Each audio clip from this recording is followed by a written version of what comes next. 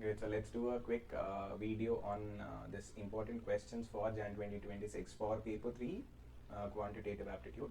Now, as you all know, this paper is divided into 3 sections: business mathematics, logical reasoning, and statistics. In my personal view, logical reasoning and statistics are more scoring parts, because logical reasoning, you just have to follow that particular logic that is given in the question. As long as you can break through that, you will be able to reach the answer. And most of the time it's just a matter of practice. I'll tell you, the logical reasoning is not really tough for your CA exam. It's matter of practice. And the same applies with statistics. It's just formula based, and you have to repeat those formulae as much as possible, and that will get you the answer. So in my personal experience, logical reasoning and statistics are much more easily scoreable areas, provided you do a lot of practice. Got it? And the other area, which is business mathematics, which covers 40%, is more to do with application of the mathematical principles. Got it? So just try to plan your study based on what is your core area and how much practice you already have. So with that, we'll just take up certain questions, and I'll try to brush up the important concepts also as we go along. Now first, I've taken one question from ratios, where they say the salaries are increased by, wherever they give you 2-3 ratios, generally try to add them up. First try to see what is 2 plus 3 plus 5, that is 10. So you know that it is 10 parts being broken into this ratio called 2:3:5. Got it? So whenever you want to split something, you can simply do 2 by 10 of that whole amount or portion. Got it? Now this is something that you need to look into when you're talking about ratios, where you have 2 or 3 ratios. Always try to get the total first, so that you get a better picture. Now the other thing to note is, whenever you have something like increased or decreased, don't just do 2 plus 15%, but 15% is something that you need to apply on something. Percentage is something you need to apply on something to arrive at the value. You can add the value, you cannot add the percentage as it is. This does not become 2.15, that is wrong. Got it? It has to be 15% of something, that is the 2 itself. 15% of 2 is 2, that is 0.3. So 2 plus 0.3 will become 2.3. Got it? So here, whenever you're talking about addition of percentage or reduction of percentage, you should not reduce or add that percentage as it is. You should calculate first, convert the percentage to a numerical value, then you add or subtract. Or another way to do that is, just take 2 into 1.15. That means for every 1 rupee, there is a 15% increase. So if you multiply with 1.15, you will end up with 2.30 as the value. Got it? So there, that is what you will get. 2.30 then is to, you will get 3.30 is to 6.00. If you just remove the zeros, or if you eliminate the tens, you will have 23 is to 33 is to 60. That's how you get to that answer. Got it? Next, logarithms. Logarithms are generally logic based, and whenever you have something like this, always I would recommend you to first combine the logs. Whenever you have a common base, first combine the logs, then you try to deal with the answer. Got it? Here you have log 4 is common. Log a, we have this in the form of log a base c minus log b base c.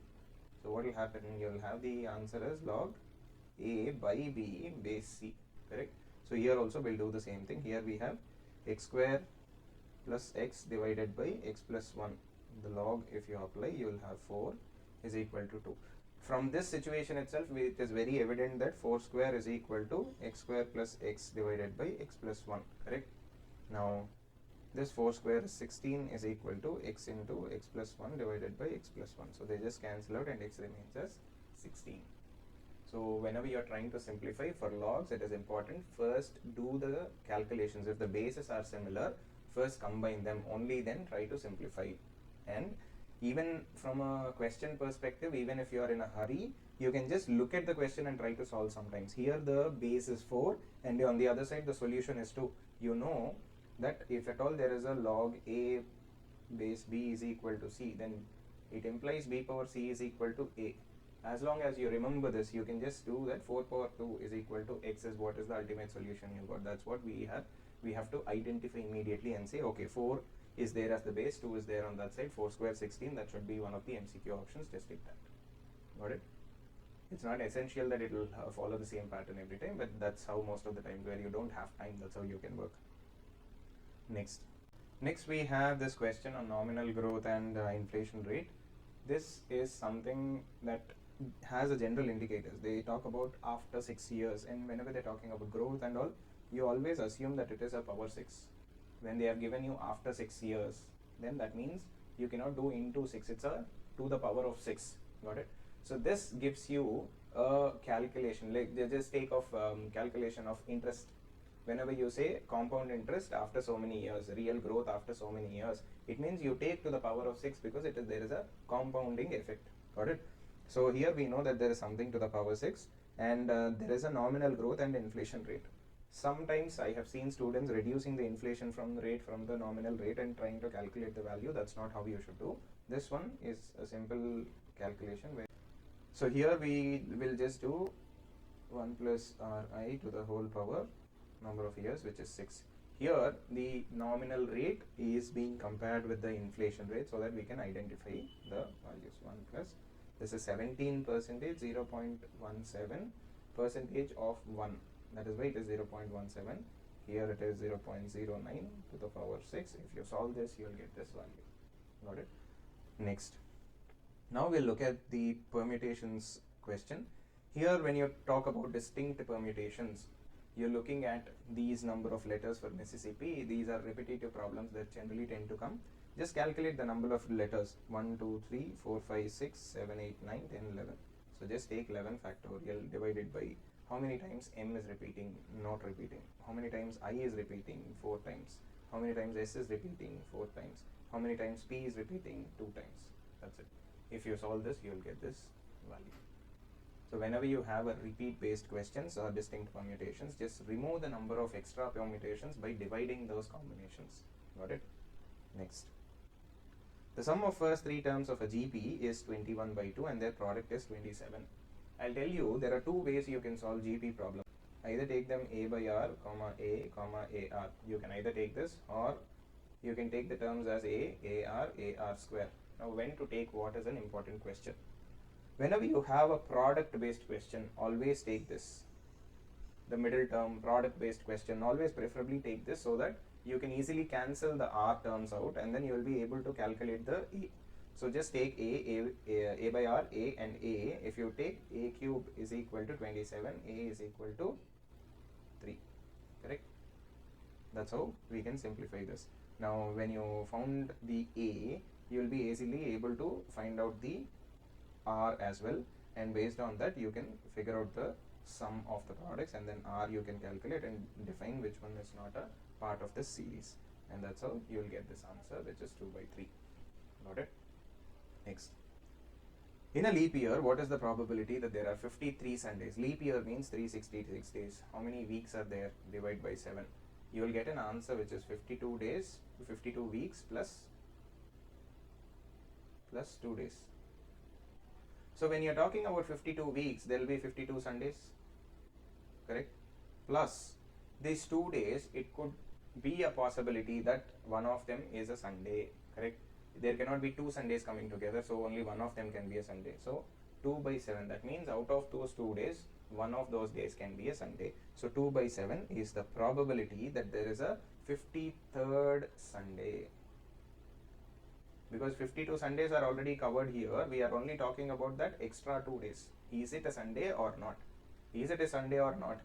2 by 7 is what we will do, because we have 2 extra days in hand. Either one of them can be a Sunday. Now, what if it is not a leap year? You will get 52 weeks plus 1 day.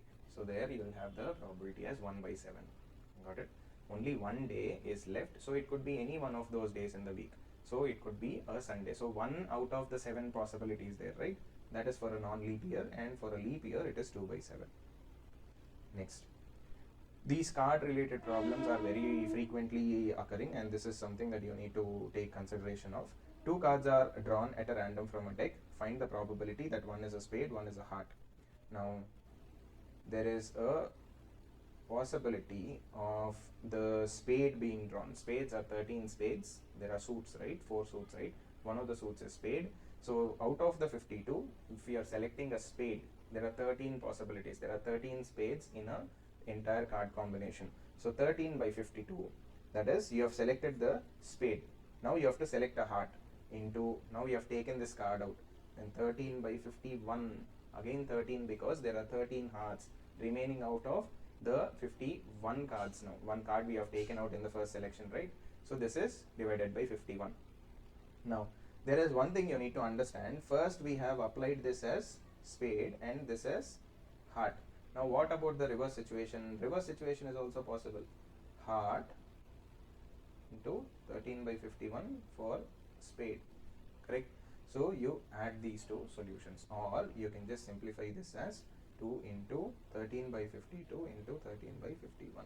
If you solve this, you will get 13 by